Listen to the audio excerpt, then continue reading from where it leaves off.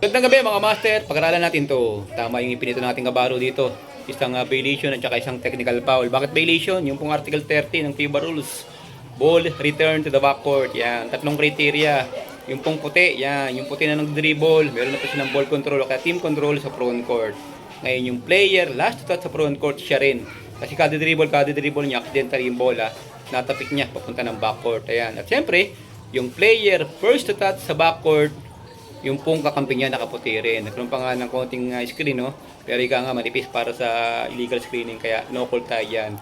Okay, kaya tama yung ipinito natin kabaro, ha? Tatlong criteria nandun. Team control, player last to touch sa front court, player first to touch doon sa backcourt. Bakit na technical? Tingnan nyo na yung ginawa ng player dito, nagdabog.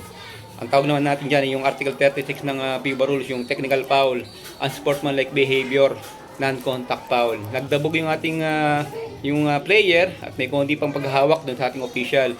Yan po yung bullet number 2 ng technical foul. The respectfully dealing and or communicating with the referee. Bawal na bawal po yan. Okay, anong penalty? Ang penalty natin dahil turnover, ha, titira muna ng isa. Yung naka-green, yung kalaban, yung shooter, designated ni coach. Kahit sino, kahit yun nasa labas, pwedeng tumira. Basta magkakaroon ng legal sub at saka beacon. Okay, wala pong free throw rebound player, ha. Walang jumper.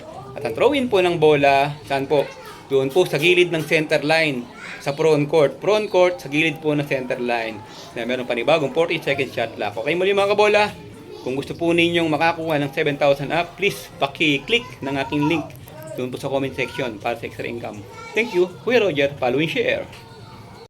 Magandang tanghali mga master. Pag-aralan po natin to. Ang ating motibo pag-aaral, hindi po paninira.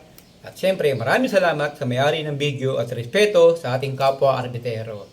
Okay, tingnan po ninyo yung video, ang aking point of view, ito po yung legal play. Bakit? Wala pong control of the ball. Puntahan natin ang Article 14, page 20 ng FIBA Rules, yung pong control of the ball ay mag-uumpisa kapag ang isang player ng kanilang koponan, yan, o kaya team control, ay may control na bola sa pamamagitan po ng holding, paghawak.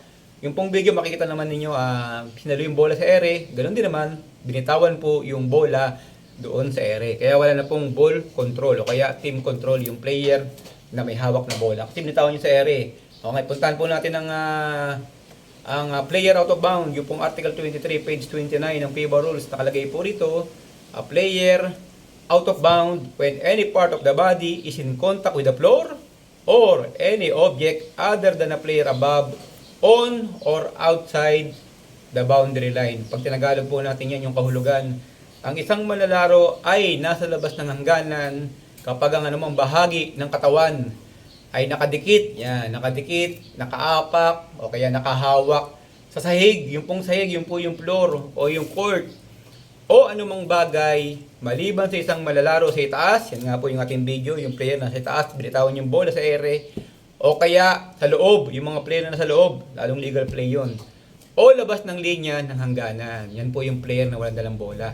Ibig sabihin, kapag yung player po, yan, napalabas doon sa boundary line or hangganan, end line or sideline na walang dalang bola, hindi po natin pwedeng tawagan ng player out of bound. Yan po ay legal play. Pero, kung yung pong video, sinalo sa ere, tapos bumagsak sa flooring, dala yung bola, player out of bound. Pero ang aking point of view rito, sinalo yung bola sa ere, binitawan din yung bola sa ere, kaya legal play. Ngayon, bakit po pumito yung ating kapito? Siguro, ang judgment ng ating kapito rito, nauna muna yung apak nung paa bago binitawan yung bola. Ibig sabihin, hawak yung bola bago binitawan yung bola.